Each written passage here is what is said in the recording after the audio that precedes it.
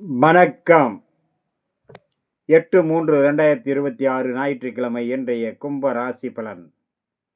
கும்பராசியில் பிறந்தவர்களுக்கு இன்றைய நாள் மிகவும் சிறந்த நாளாகவும், நினைத்து நிறைவேறும் எண்ணங்கள் ஈடேறும், புதிய முயற்சிகள் கை கொடுக்கும், நல்லோருடைய ஆசையும் அரவணைப்பும் கிடைக்கும், சர்வ காரியத்தில் வெற்றி கிடைக்கும், நல்லோருடைய அரவணைப்பால் மன சாந்தம், சந்தோஷத்தை, மன நிறைவு ஏற்படக்கூடிய நாளாகவும், தொழில் வளர்ச்சி, பொருள் வரவு,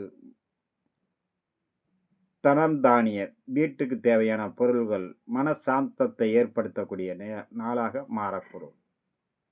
இன்றைய நாள் கும்பராசியில் வரக்கூடிய அவிட்ட நட்சத்திரம். அனைவரிடத்திலும் பக்குவத்தோடு பழக வேண்டும், வீண் வாக்குவாதத்தை தவிர்க்க வேண்டும். சதயம் நினைத்து நிறைவேறும் எண்ணங்கள் ஈடேறும், புதிய முயற்சிகள் கை கிடைக்கும். அதே நேரம் சற்று பொறுமை, நிதானம், கவனம் அவசியம் தேவை. வீண் வேகமும் பதட்டமும் தவிர்ப்பது நன்று. புரட்டாதி சர்வ காரியத்திலும் வெற்றி கிடைக்கும், நினைத்து நிறைவேறும் எண்ணங்கள் அனைத்தும் ஈடேறும். மாலை நேரத்தில் சற்று பொறுமை, நிதானம், பக்குவம், கவனம் அவசியம் தேவை. அடுத்ததாக நம்ம காண இருப்பது மீனராசி பலன். மீனராசியில் பிறந்தவர்களுக்கு இன்றைய நாள் மிகவும் சிறந்த நாள். அனைத்து விதத்திலும் நன்மைகள் வந்து சேரும், சர்வ காரியத்திலும் வெற்றி கிடைக்கும், சர்வ சங்கட்டங்களும் விலகக்கூடிய நாள். தெய்வீக அருளாலும் தெய்வ கடாட்சத்தாலும் மன நிறைவுகள் ஏற்படக்கூடிய நாளாக அமையக்கூடும். சூரிய நமஸ்காரம் மிக சிறந்த பலனை கொடுக்கும் எல்லா ராசிக்காரர்களுக்கும் இன்றைய நாளில். இதில் மீனத்தில் வரக்கூடிய புரட்டாதி 4ஆம் மாதம் சர்வ காரியத்தில் வெற்றி கிடைக்கும், சற்று நிதானம் வேண்டும். உத்திரட்டாதி நினைத்து நிறைவேறக்கூடிய நாள்.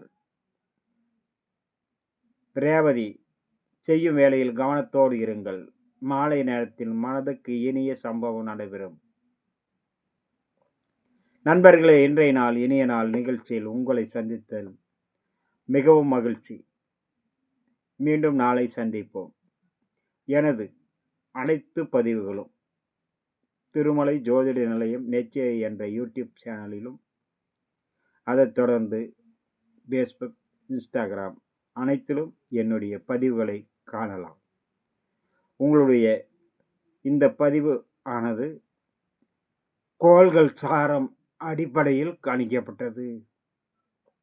இன்றைய சந்திரன் எங்கிருக்கிறார், கிரகங்கள் எங்க இருக்குது என்பதனை கருத்தில் கொண்டு பலன் உருவாக்கப்படுகிறது. உங்களுடைய ஜனன ஜாதகப்படி தசா புத்திகள் வேறாக இருக்கலாம், பாதகமாக இருக்கலாம். கவனத்தோடு செயல்படவும்.